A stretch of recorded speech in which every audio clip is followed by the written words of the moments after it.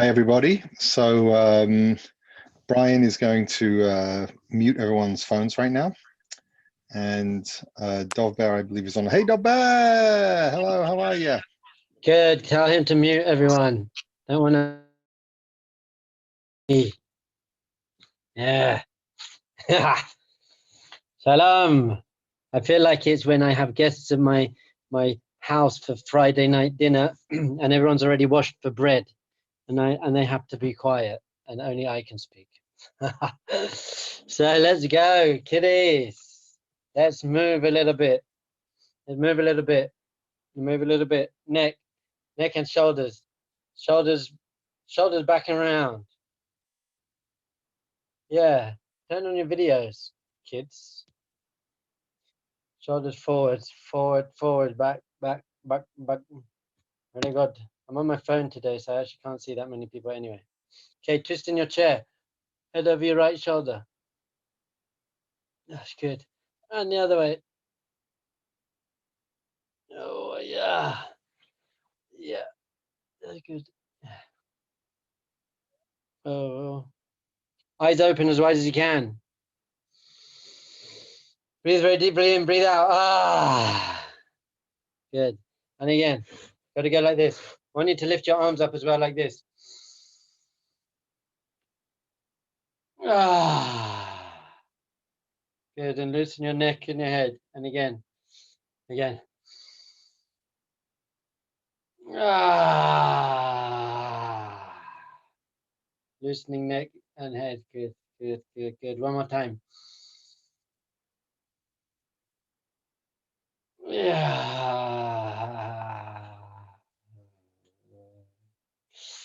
Very good. So what we're going to do, I don't know if you can see this, you put your arm out here. This is what I learned in my Aikido training in Japan.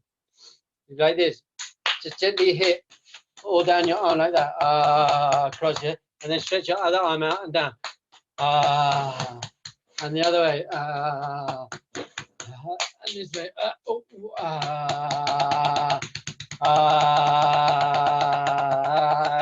Loosen your head and neck. Good. One more, 2 more times. Down. Good. Good. Yeah. And then all the way down your body, down your legs, down your side, down your back. More. There you go, on your face. Okay, give yourself a face massage. Like you're washing your face. Actually, probably you're not allowed to touch your face. I hope you've washed your hands with bio-alcohol gel before you do this. Do not try this at home, although you can't try it anywhere else. But once you wash your hands with bio-gel in your beard, oh, it feels good in the beard. There you go. You got lots of energy in your ears as well, especially if you got as big ears as me. So release the energy in your ears. My Tai Chi masters always used to do this at the beginning because they said there's lots of energy trapped in your ears. Okay, thanks. All right, we're alive, we're awake. So this is how you're meant to start the day. Power start to the day. And we've been going through this idea that the first thing we say in the morning and the first thing we do in the morning really affects our whole existence, our whole being. And if we start in a positive, powerful, alive way, then we're going to have a great day. And Judaism starts with a little thing we say, which is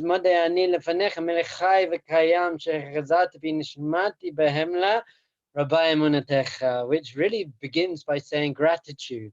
You want to start the day with gratitude. So that's what we did last time. We did a whole meditation where we just really concentrated and focused on all the amazing, wonderful, beautiful things in our life. The end of that little paragraph says, you returned my soul to me. And the Kabbalistic masters teach us that what happens is when you go to sleep, your soul, one part of your soul leaves your body and it goes up into the higher realms and it gets pure. All good things happen. But then our soul comes back to us.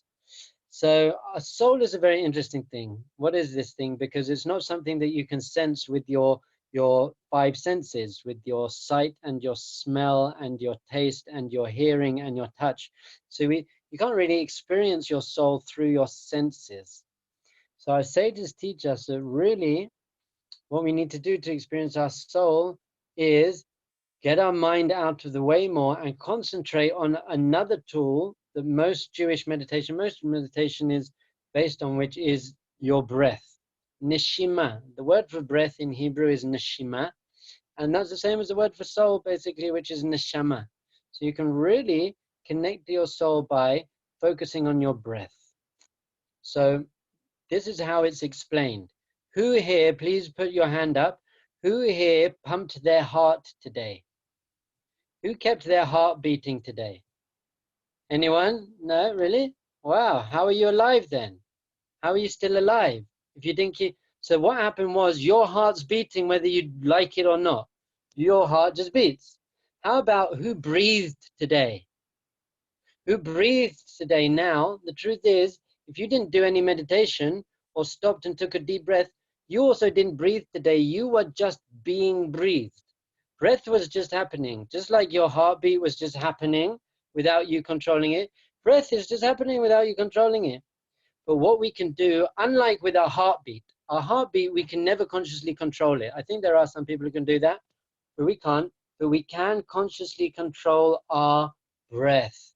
And in that way, rather than just being breathed, we can breathe. So what we're going to do today as our meditation practice is, first, we're going to start and we're going to actually consciously breathe. And this is what we're going to do. You're going to sit up straight but comfortable, and just loosen your neck and shoulders again. And you're going to close your eyes gently, and then you're going to start breathing very deeply. You're going to breathe very deep and steadily through your nose. Maybe you can even count. Maybe you can even count. I'm going to count for you. How about this? So everyone breathe out. I'm going to count to 5. I want you to breathe in at the count of 5. Start now. Breathe in. 1, 2, 3, 4, 5. And then breathe out to the count of 5.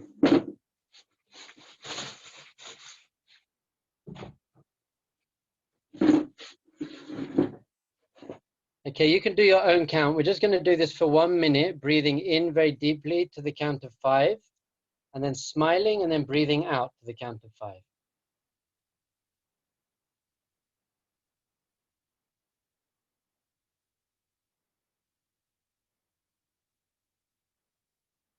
And any thoughts that start coming into your mind, I can't do this, I can do this, what's happening next, just smile at your thoughts and just let them go past and carry on focusing on your breath coming in and coming out.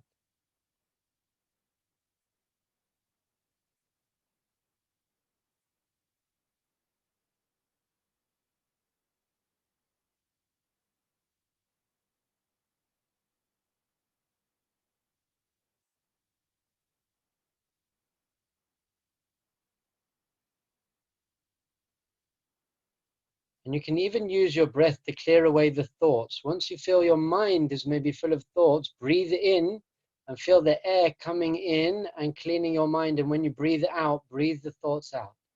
Just let the thoughts go. I'm going to do this for 40 more seconds of breathing in very deeply, smiling and breathing out.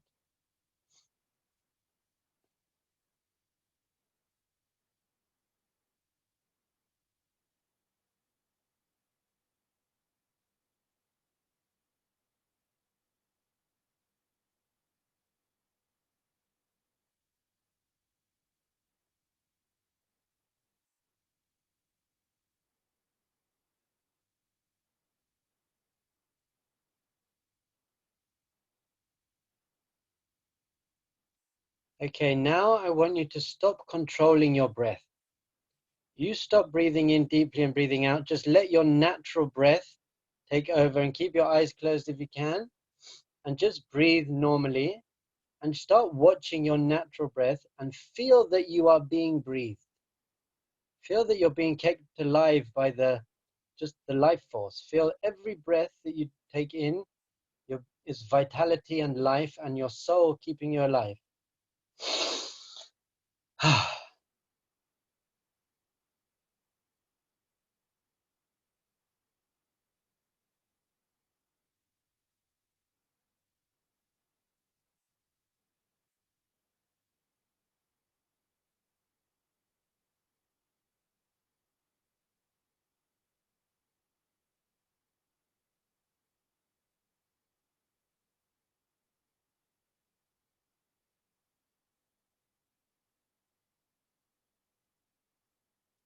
Okay, just for the last 30 seconds, for every breath that comes in, I want you to say to yourself, I'm alive, and smile.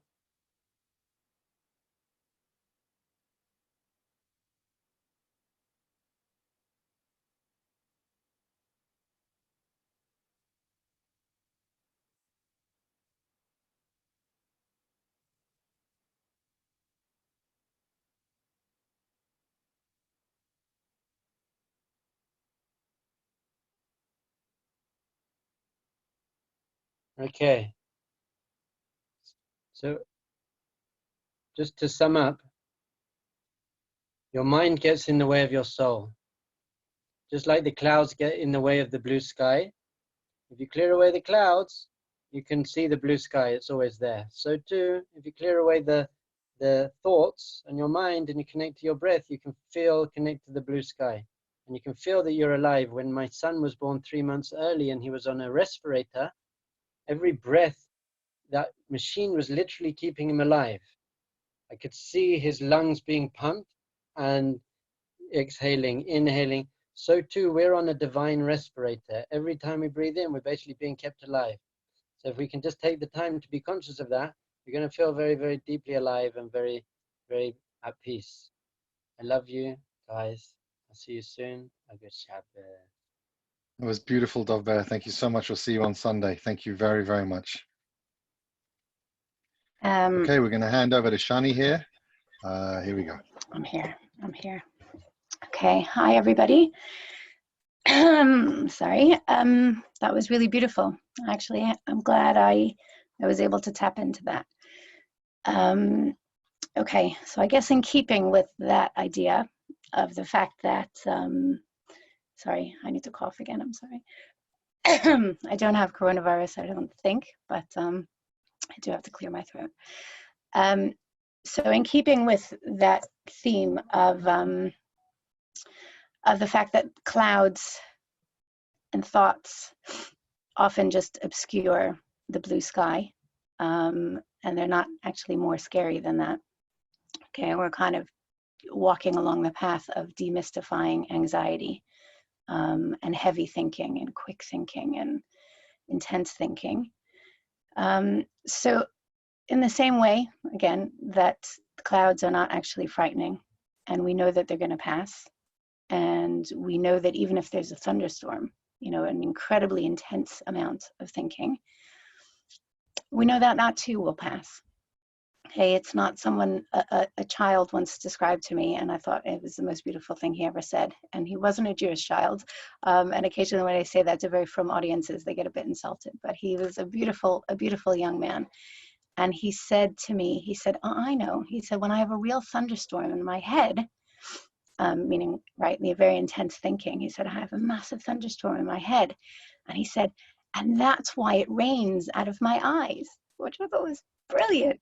And he said, and that's why lightning comes out of my eyes, right? Like I feel like I want to attack people, and thunder comes out of my mouth. I want to scream at everybody. He said, but now I realize it's just a thunderstorm in my head. That's all it is. In the same way that thunderstorms outside do the things that they're meant to do, right? We experience them in the way that kind of they were designed to be experienced. So too, the same thing is just with our thinking. It's not any different than that. Some people we get so frightened, most of us get very frightened by some of our thinking, the intense thinking, the incredibly overwhelming thinking, the what ifs, the maybe nevers, the all kinds of difficult things that come into our head.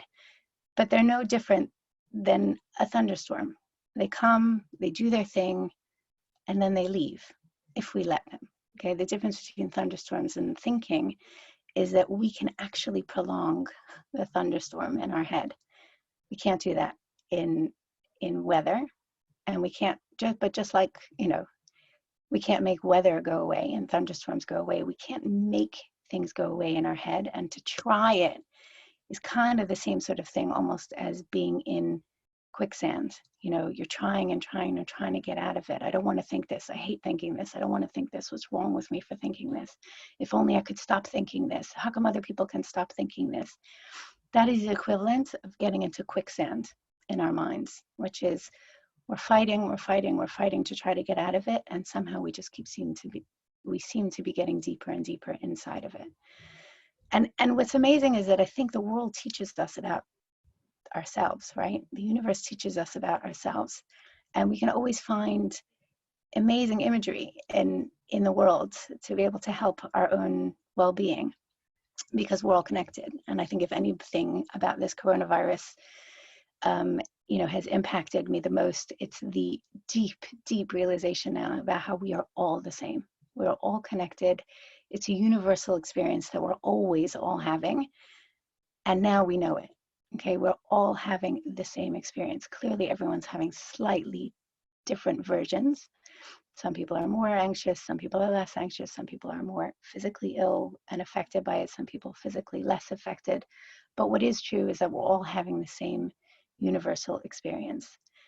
And the same thing is true about all of our thinking, right? It's universal. Everyone experiences the same thing, okay, at different times. And the world, the universe, is there to teach us about ourselves. And quicksand is just the most wonderful gift to us in terms of understanding this, because some people would say, well, no, other things will tell me, just get rid of it. But when it comes to thinking, you can't just get rid of it. What you can do, though, is stop paying that much attention to it.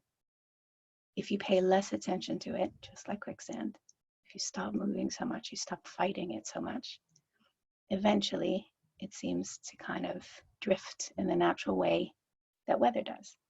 It drifts. Okay, we can't pay attention to things longer than we can actually keep them in our head. Or we can't keep things in our head longer than we're paying attention to them. Okay, so the more that we don't pay as much attention and we don't get totally overwhelmed by the thinking, and we imagine it to be just a thunderstorm in our head that will pass, it will pass. Okay.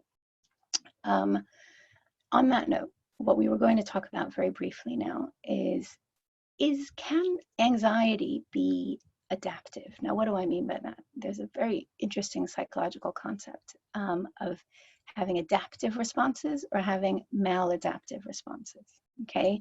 So an adaptive response is something that is good, that is helpful, that is healthy, that is what we were designed to do. A maladaptive response is something that actually gets in the way of our natural and healthy functioning. Okay, so most people will say that anxiety is a maladaptive response. Okay, it gets in the way of everything. I can't make healthy decisions. I can't know what to do next because I have so much anxiety, so much stress, and so much noise in my head, which is true, right? But can anxiety ever be an adaptive response? And the truth is, how do we get to maladaptive responses? And I think that's part of an interesting component in trying to debunk and demystify what anxiety is. So the way that things become maladaptive is always through adaptive responses. Okay, so what do I mean by that? So the first time a child experiences the need to respond to a threat, okay, is probably quite young. I don't know exactly when, but the first time they do it, they have, so there's a threat and they quickly, so some of the things are actually very, very intrinsic, right? So a child will have a response to, or shut their eyes quickly if something's coming at them, okay? But again, the first time a child recognizes a threat, like the edge of a bed. I see that my niece Meira is on here. I actually don't need to see you at the moment, but I'm going to embarrass you, Meira, because I love to. I don't actually see her now. Did she leave? Meira, did you leave?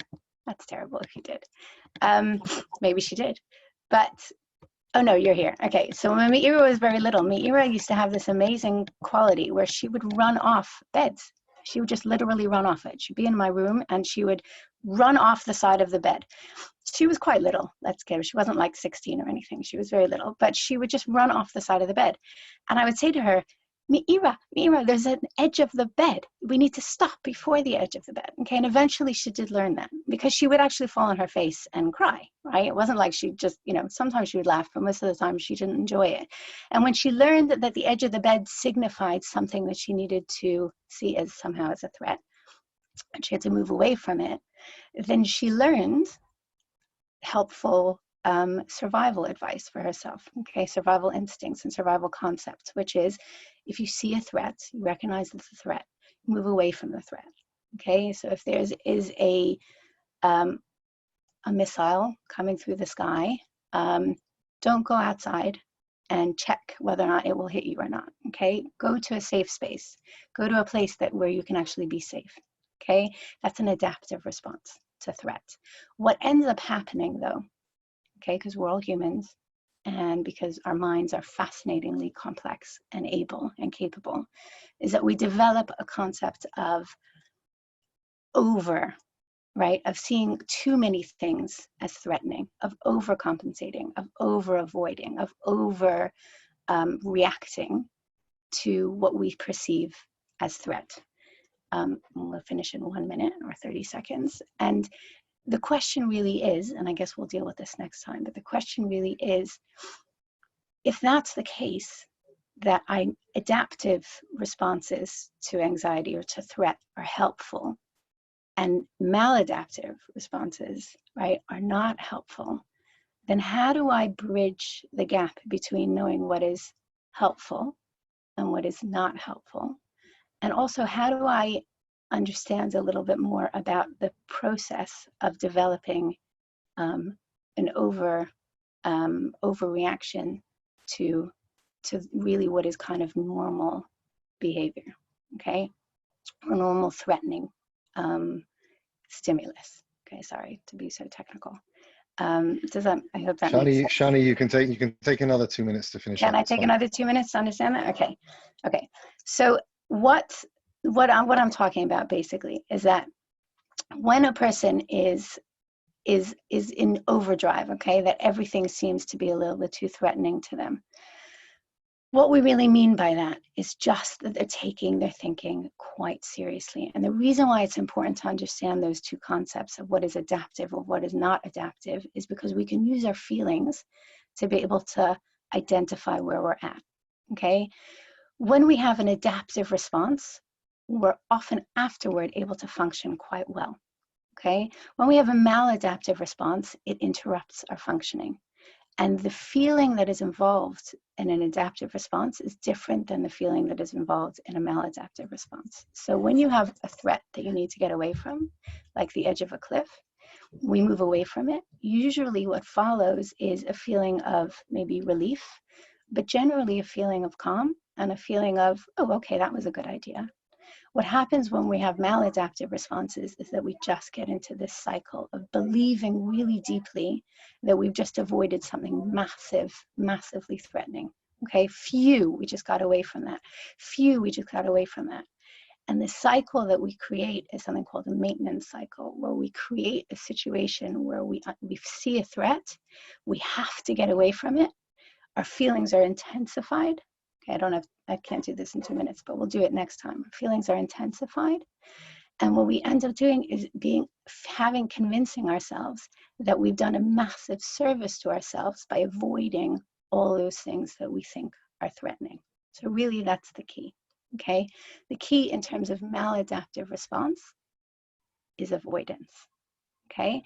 It's not response, but it's avoidance. And on that note, I'm gonna have to leave you with a cliffhanger so that next time we can talk about how avoidance actually is the thing. And really more than anything, what I think I want to just leave you with is to understand how brilliant our minds are.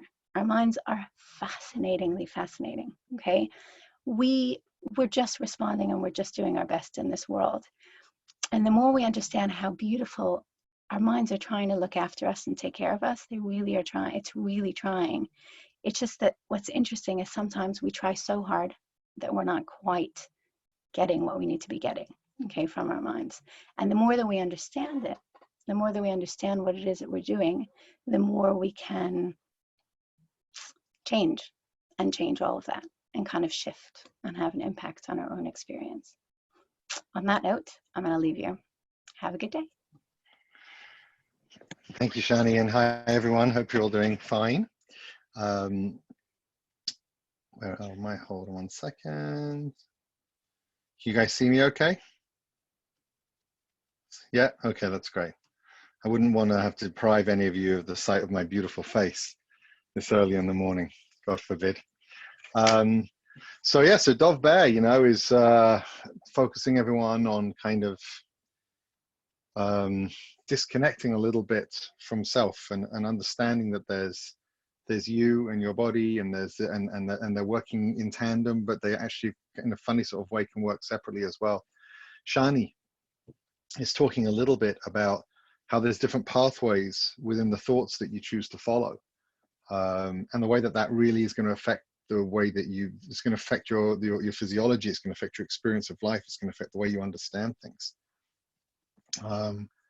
And there's almost nothing more important that I've learned over the years than kind of ideas that deepen a person in that way, because we come from the West, right? So the West is all, this made me feel this did this to me, this, you know, I have no choice, because, and we're taught at the same time, get out there, live your dreams, do, you can do anything, this made me feel, this made me feel, this made me feel.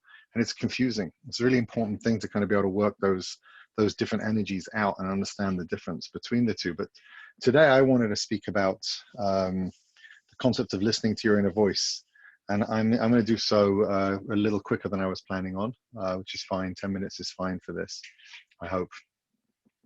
So there's an inner GPS, there's an inner voice inside of each person. And it takes an experience of calm and quiet over an extended period of time, or a very kind of extreme experience often, to really be able to hear that inner voice loudly. People refer to it as their gut, they'll refer to it as their intuition. I don't really mean that. I mean it kind of, it's even deeper than that. It's the part of us that knows what the right thing to do is for us and for everyone else around us and for the world at all times. And it's that voice that we're kind of need to learn to listen to, because it's that voice that will guide us in terms of making those decisions. And when you quieten down and learn to listen to that voice, even when sometimes it might take you down a scary path. It's like the part of you that wants to quit your job and start your own business, which is not always a great idea, but like, let's say it just keeps on coming back and keeps on coming back and keeps on coming back and keeps on coming back, and you know that it's real, but it makes no sense, but like doing this makes no sense unless I can be that type of thing. We need to want to learn how to be as connected to that as we possibly can. So Shauna, it's a little difficult on phones, but I was hoping people might type a few comments for me over here. No pressure if you don't want to, but I'm interested in knowing, like, for example, we've all been inside now for a couple of weeks, right? What does your intuition tell you about how to treat your body? Anyone happy to type any responses? What does your intuition tell you about how to treat your body right now? You see anything different than you've had in the past?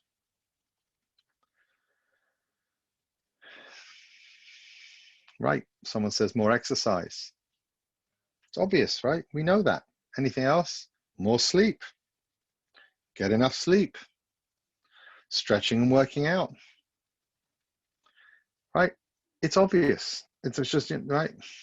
We're not walking as much. Try to move. Wake up a little bit early. Eating right. Yes, eating and sleeping and working out and fresh air. Right? Exactly. This stuff is obvious. We know it. Okay. Switch tacts. Okay. What about relationships? Yeah, or personal growth, relationship with self and personal growth. What would you say? What would be some examples of things that you just know you need to be doing in terms of your relationships, that you know you need to be doing in terms of your own personal growth? Give me a couple of suggestions, guys. What would you say? Want to work on my communication. Exactly. What else we got? Study more, appreciate more, be more caring and supportive, right? Is with all the news moited from the outside, I can connect to what I need inside. Self-reflection, right? Again, obvious. This is obvious, right? Less time on my phone, more time with family, and more time with me. I'm on my phone far too much, says Sheva on her phone, whilst we're all watching on our phones. Meaning it's difficult, right? Because there's a lot of good stuff happening. Let's switch tact one more time. What about changing the world? What about making an idealistic difference, making a difference in the lives of others? Does your inner voice tell you anything that you need to do about that? What does your inner voice tell you about more about idealism in your life? Do you have any causes? Do you have any directions? Right? I want to give more charities to somebody. Okay, great. Anything else? It gets a little more difficult, right? It gets a little more difficult. Support my local Jewish community over Passover. Beautiful. Now you'll notice, right? Everyone knows you got to sleep and fresh air. We know that, yeah? And more exercise. And relationships, oh, sending videos to seniors' homes. People want to say we should pray right now. Prayer is a really important thing, right? But it takes a little time to get deeper into yourself because it's a deeper part of who you really are. It's more difficult. It's more difficult, okay? And that's a really important lesson. You see, the inner voice is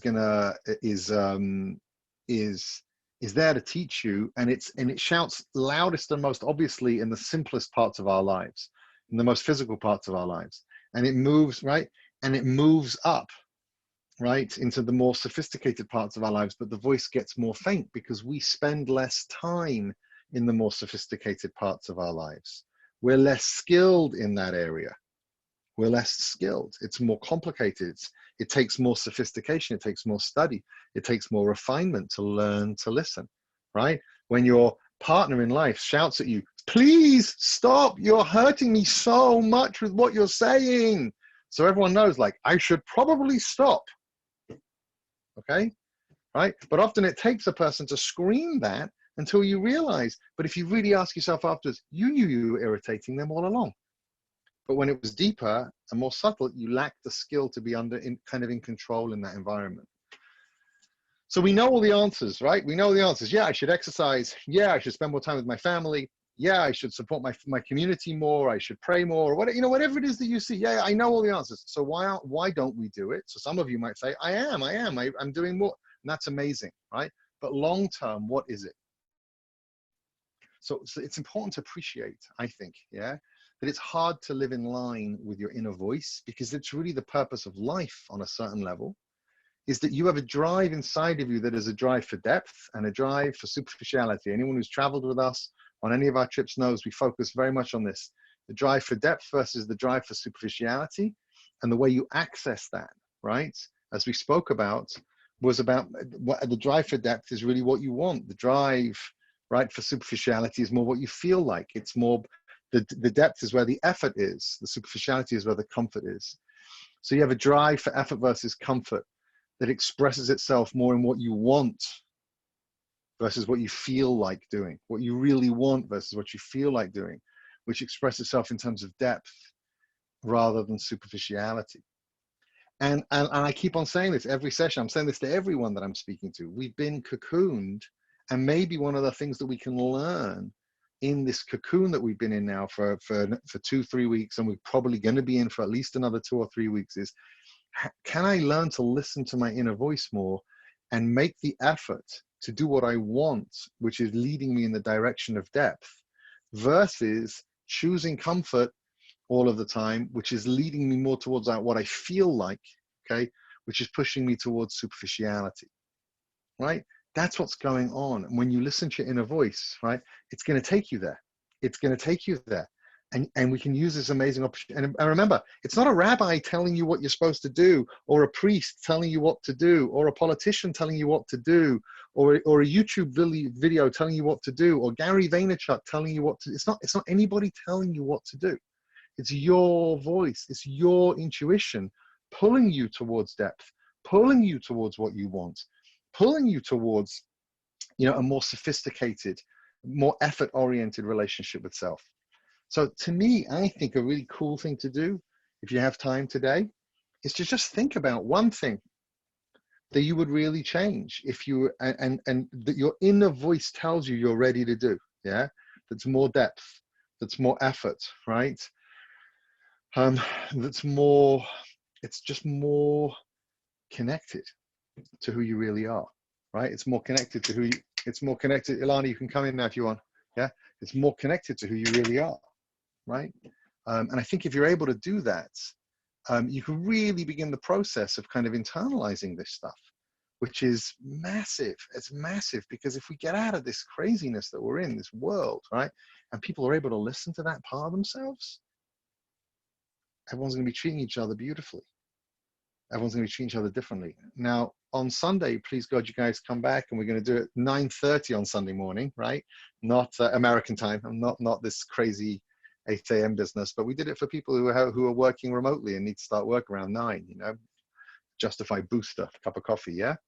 But 9:30 on Sunday, so we're going to talk about Tikkun Olam. I'm going to spend some time speaking about Tikkun Olam a little bit, and how this, as we emerge out into this whole new world, how, you know, the Jewish approach to fixing the world is really going to make a lot of sense, I think, to a lot of people, because we've had so much time learning how to listen to our inner voice. Okay, so handing over to Alana.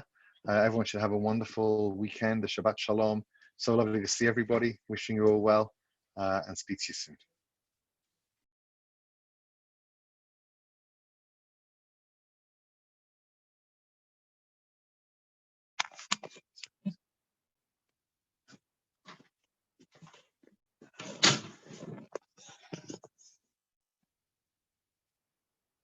Hello. Okay. So big topic today and a short amount of time. So we're going to go cracking on. Where's everybody? Hey, everybody. Okay. So the topic today is emotional compatibility, which is, well, let me just start off with a story of actually of my neighbors. You're not going to believe this one, but this is how it goes. Okay.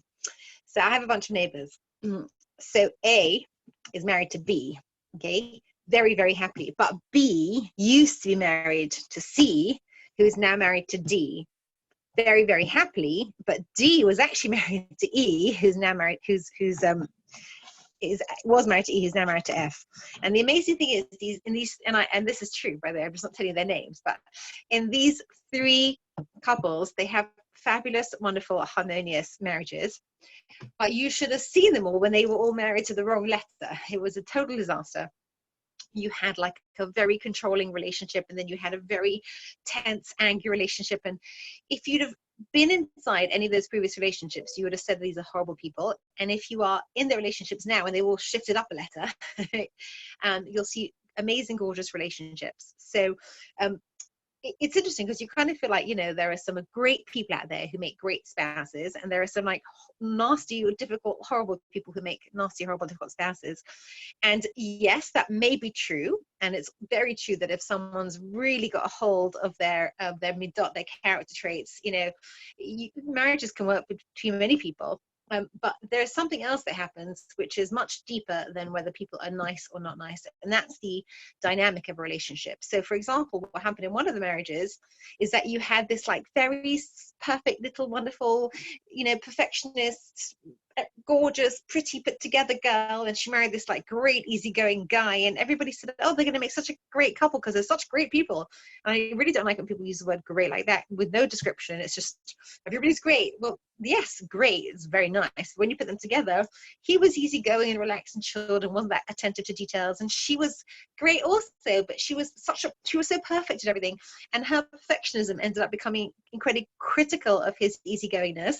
And you know, she would just spend her whole time criticizing him, and really all he needed was someone to just love him and accept him. And he moved on to marrying this girl who was so much less put together than his previous wife, but she's so relaxed and chilled and wonderful and loving, and he now feels secure. When he feels secure, instead of being difficult like he was when he was previously not being accepted, now he is you know, just at his best with this girl who accepts him and is wonderful with him. And so he's at his best and she's happy, and the cycle goes on. The role of dynamics is enormous in relationships. So what we're going to talk today a little bit about in a very short amount of time is the things to be looking out for in terms of emotional dynamics when we are looking to get married. So I'm going to put it down to 5 very easily broken down things, and this is a horrible oversimplification, but it should be a different 5 for each person, because what will determine what your 5 is very much who you are. So again, you're going to need a bit of self-awareness for this, but it's not the same list of 5. Okay, the only one that is the same is number 1. And that is a simple question. Am I okay? Am I okay over here? Now, what do I mean by okay? So there are times in one's life when one is in such a bad place that one is really not ready for a relationship. although often those are the times that we feel that we need a relationship most because we're at our worst. Yeah.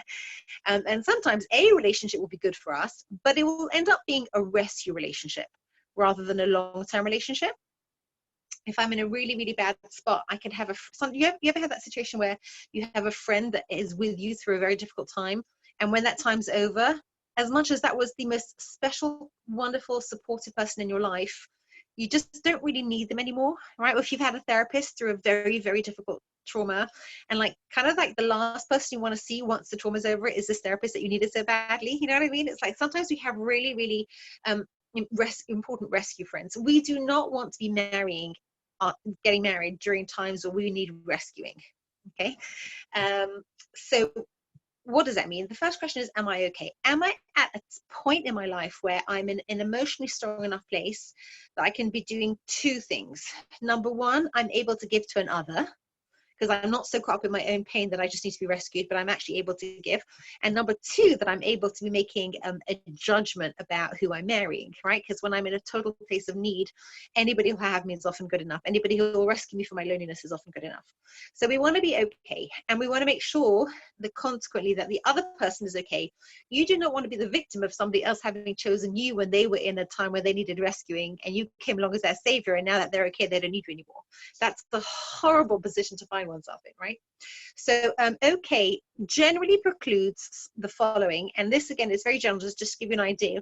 When it comes to the specifics of this, if this applies to you, you do need to talk to this through with your own, whatever it is, mentors, guides, rabbis, relationship gurus, parents, therapists, rabbis, whatever you want.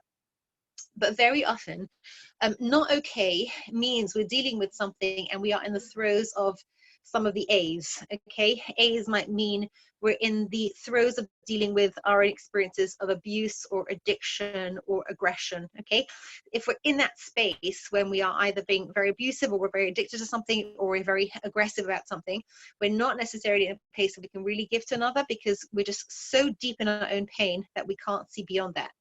And anybody that throws a lifeline to us at that time is going to seem like a good idea. That's a very temporary idea. So we want to make sure that we're okay and the other person's okay. Again, able enough to be giving and able enough. That's not really a judgment on selfishness. That's really a judgment on where you are in life, which whether you're in a hole, whether your head's above water. I'll leave that to your discretion to know what I mean. And whether you are in a place that's not only healthy enough that you're not drowning, but that you can make a decision that you feel can go the distance and isn't a decision based entirely upon the now. So very easy example, but if I'm drowning and somebody wants to throw me a lifeline or invite me to their boat, the answer is yes. Okay, will I want to stay on that boat once I'm not drowning? Probably not. But if I'm swimming happily and somebody says, would you like to join me on my boat? I can say, no, thanks, I'm fine. Okay, so and there's an irony in here, because we have come to see relationships as things that rescue us from our own neediness and our own loneliness. And if you think about what I'm saying something a bit annoying, which is that the best time to be in a relationship is actually when you don't need it that much. Anyway, something to think about. Okay, so that's number one, and that applies across the board, and that's generic. All right, and then we're going to go into an interesting play on dynamics between who you are and who I am, and it goes like this. Often I've noticed that when people have no idea what they want from life, they know themselves very little. They have a list as long as their arms of all the things that they want and need. Okay, it's everything that they can think of. Oh, and athletic. Oh, and generous. Oh, and I really want a good sense of humor. Oh, and is it possible that they can have a cute little haircut and long blonde hair? Oh, and they need to be intelligent. And it goes on and on and on. The on and on list is a clear sign of I have no idea who I am or what I need or what I want. The list that we're looking for over here is a very short list. And your partner, your potential partner, will have a lot more going for them than this list, but they will all be seen as bonuses. This list needs to comprise of the following. I know who I am well enough to know that, again, I'm now okay, I'm not in a place of tremendous neediness, but I know the things that if they are in my surrounding, they are in my life, I really do well. I am in a good place. And it's different for all of us. And I'm going to notice that some of you will smile when I say some examples. And if you start smiling, that's probably one of the things on your list, okay? Some people couldn't care less. They just need safe. That's what they need. Some people couldn't care less. It just has to be easygoing. Some people know that this person's got to be someone that I can like intellectually like really have a partner with. Otherwise, I'm just going to go out of my mind, right? Some people need to be loved by someone who's kind. Okay. Some people just need to know that the person will never leave. Just a total sense of like, this person makes me feel not abandoned, safe. We have different parts of us coming, of course, from our psychologists and all the rest of it. That if I have that in my life, then if you like, there is a match between your strength and my weakness or my need.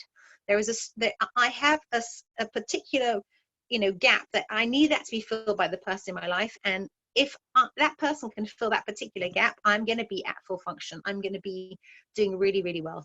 And that's where my need and what you have to offer, your strength matches.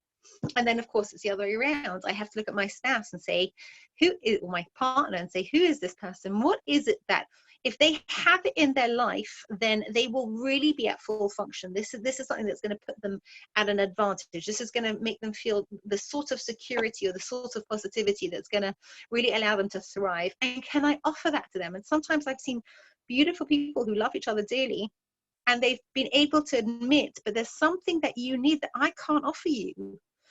Sometimes people get together because they're so similar, and they both need something that neither of them could provide for each other, because they're just so identical. I had a couple like this. They were adorable, but they may as well have been twins.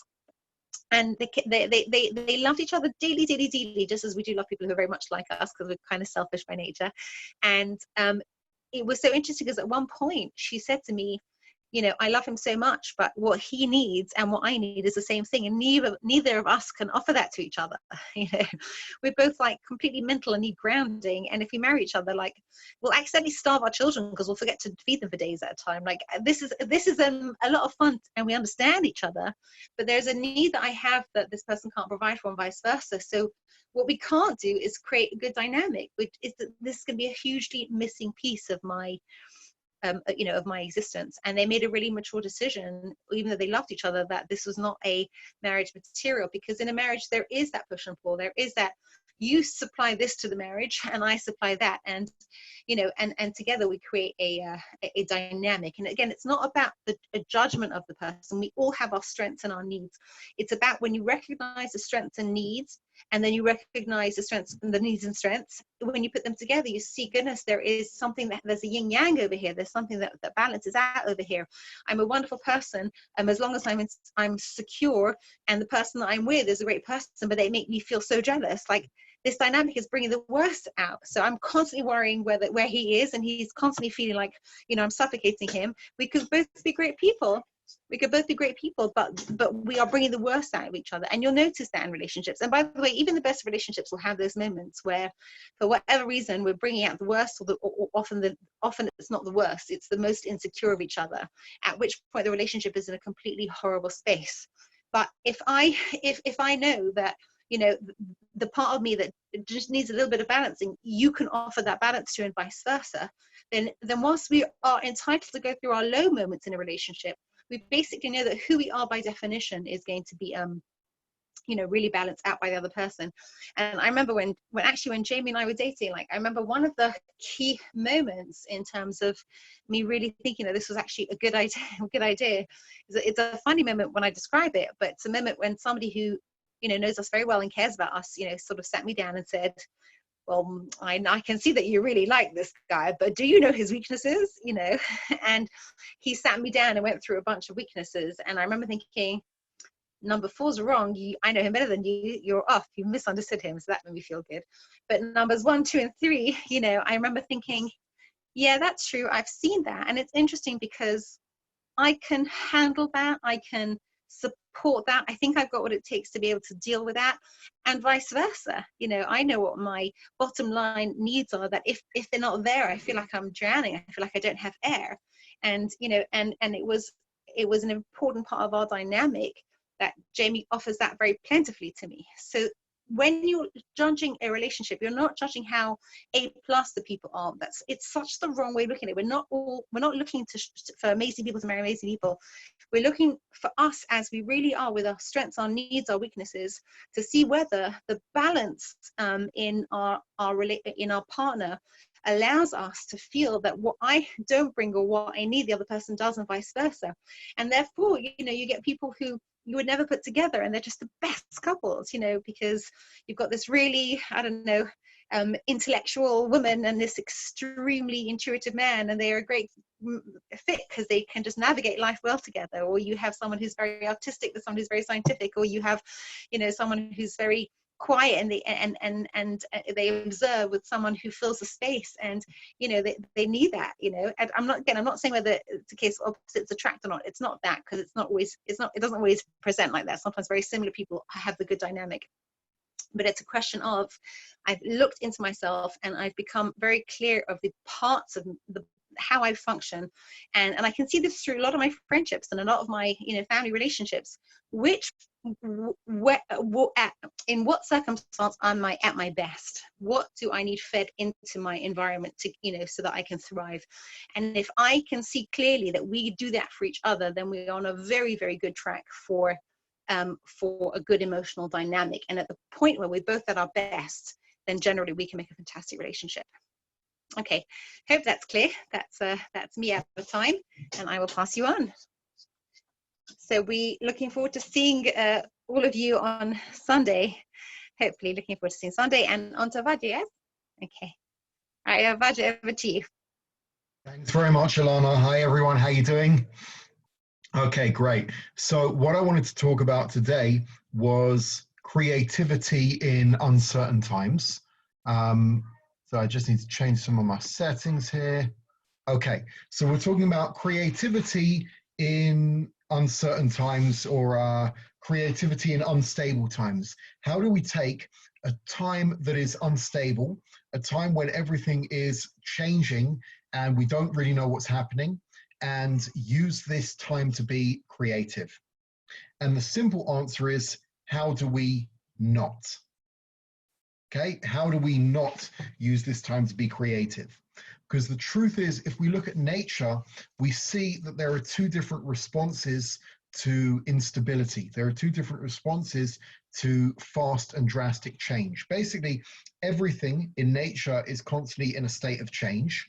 There are some things that change quickly and therefore we see them change. And there are some things that change so slowly that we don't see the change in our lifetimes, right? Like in theory, every mountain is either getting bigger as a result of sediments or whatever, or getting smaller as a result of erosion. So the natural world is a place of constant change. And what we see in nature is that there are two different responses to change. One of the responses is creative adaptability, and the other response is extinction. So really our only possible response to instability or uncertainty is creativity. But when we say creativity, we need to really understand what that means. What I really believe creativity is the result of adaptability. Now, there are really two different types of creativity in the world, and I'll give an example. And if you think about it very briefly, you might agree with it. And if you think about it for a lot longer, you might find holes in my argument, and I'd love to hear them. But basically, I'd say that when we look at the greatest creative minds through history, in general, generally speaking, the greatest creative minds in history have had very disruptive lives. In Jewish history, if we look at Jewish creative minds, the most creative people are people who never really had that much time to really work on things or really sit and really think about things. They adapted to circumstances. And if we look at different kinds of creativity, for example, in the world of general philosophy on the planet, outside of the world of Judaism, if we look at art, if we look at literature, we'll find it very different. We find Jewish creativity, or rather a certain type of creativity that Jews are excellent with historically, thrives in instability and scarcity. And there's another kind of creativity, which is the more artistic creativity, the literary creativity, which thrives in tranquility and peaceful times. And we can work on each of those. And the truth is, Jewish mystic writings talks about the different type of creativity in each of these as running and returning. Running means moving forward when things are stable, when you know what you need to do, you know how to do it, and all you have to do is get up every day and do the same thing and carry on moving forward. And returning means moving forward in unexpected ways. It means adapting to the fact that you're not where you should be, or the world around you is not where you think it should be. So what I want to look at are a few key steps to adaptability that lead to creativity. And by creativity, I mean coming up with developing oneself new strengths, coming up with new ideas, and managing to do new things that you couldn't do before. So the first step to creativity, and again, questions, comments, arguments, proofs that I'm wrong are all welcome in the comments or by private email. And thank you to those people who did email me after Tuesday's session. The first step to creativity is to totally let go of the old and embrace the new, meaning what goes in here could be the old routine and embrace the new routine, the old expectations and embrace the new expectations, the old rewards and let go of the old rewards and embrace the new rewards. But that's going to be step one. The more we live in that mindset where we say things shouldn't be this way, the way it always was before was this, the more we're missing the point. And change is constant, we mustn't forget. So if we, you know, when I was a kid, I'd often hear old people, and it felt to me like old people were always saying, in my day, things were different, in my day, things were better, about everything, especially about music. And then when I became old, I found myself saying that same thing, the way it used to be. In my day, things were better. And the truth is, everyone can say that. We can all look at that because the change is constant. But really, I realized that there were two kinds of old people. And I could choose whether to be the one who was focused on the past and what it should be, or the one who embraced the new. So that's going to be the first, is embracing the fact that yes, things change. In our perception, the change might be a negative one. But whether the change is negative in our perception or positive in our perception, A, says nothing really about whether it truly is negative or positive. And whether it truly is negative or positive says nothing about the fact that the change has happened. So the first key to adaptability is going to be accepting change. Our old routines don't work, the old expectations don't work, the old rewards don't work. Everything has changed. That's going to be step one. Step two is going to be the exact opposite of what I was taught in school by every well-meaning teacher who said, be true to yourself and be yourself and always be true to yourself. The real change, the real key to adaptability and creativity is to not be true to yourself, meaning to accept the fact that life often expects us to change and to reassess our values and to reassess our skills and to relook at who we thought we were and change accordingly. Step three is going to be to reassess what success now means. What was considered success yesterday might not still be today's definition of success. And at the same time, what was considered failure might not be today's failure. And the parameters of what is acceptable and what is not acceptable might be different. So a massive key to creativity in uncertain times is going to be looking at what the new criteria are. What is success now? What is socially acceptable now? What is unacceptable failure now? And what is acceptable failure now? And we've always got to know what acceptable and unacceptable failure are. And I'm happy to elaborate on that if anyone wants to contact me. And a really important one is going to be discomfort. Is discomfort a good thing or a bad thing? And really, we can all identify two different types of discomfort. Okay, you go to the gym, for example, you start a new exercise and there's a natural discomfort, right? And the more you run or the more you lift the weights, it feels sore, you get out of breath, it feels uncomfortable, you have a burning sensation in parts of your body you'd never noticed before, okay? And you know that this is uncomfortable, but you know it's good. Sometimes, however, you start doing a new exercise and it hurts in a way that you just know is not right. Okay, you know it's not meant to feel this way. You know it's not meant to be easy. You know it's not meant to be sweet, but you know, no, the way this feels, that's not right. So the discomfort A, what do? We embrace that discomfort. We intuitively know what is creative discomfort that is building us into someone stronger, or what is discomfort like, no, I'm actually doing the technique wrong. I'm messing my back up. I'm going to break my arm. I'm going to pull my elbow socket out of joint if I carry on doing this. And with that second type of discomfort, what do we now need to do? We need to find a different way. And that's pushing us to find a different way. There are sometimes that we just grow naturally through pain and discomfort, but naturally into the new circumstances.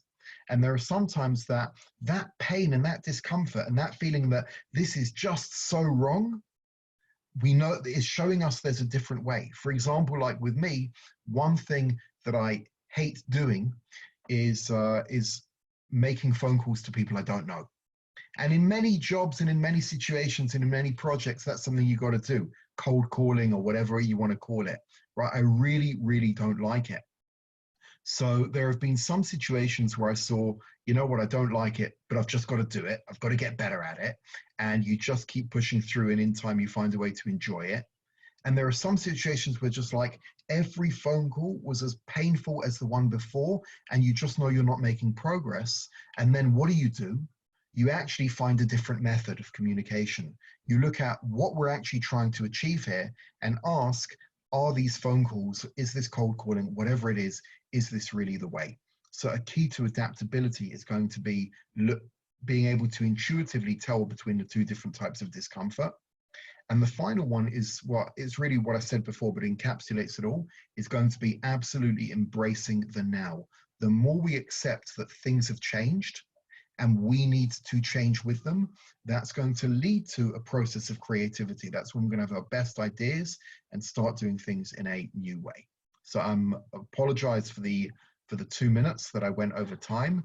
I hope that was in some way helpful. And again, I really appreciate the, send messages, argue, comment, and whatever it may be. And I look forward to seeing you all on Sunday. Thank you all so much.